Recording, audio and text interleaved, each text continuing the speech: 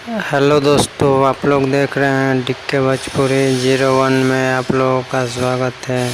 ये देखिए दोस्तों, टुनटुन यादव जो खेसारी लाल का राइटर है, उसने अपने फेसबुक अकाउंट पे एक पोस्ट शेयर किए हैं जिसमें लिखे हैं कल पोस्टर आएगा मानस रिकॉर्ड भोजपुरी से, जिसमें खेसारी लाल यादव जी के साथ शिल्पी राज ने उस सॉन्ग को गाया है और टुनटुन यादव द्वारा उस सॉन्ग को लिखा गया है। और ये भी लिखा गया है कि 100% गारंटी। बाकी आप लोगों के बीच गाना आने के बाद गाना कैसा है, यह एक अपडेट था। बाकी मेरे चैनल पे नए हैं तो मेरे चैनल को सब्सक्राइब करें, आप लोग को हर न्यूज़ देखने को मिलेगा। मिलते हैं अगले अपडेट के साथ। धन्यवाद।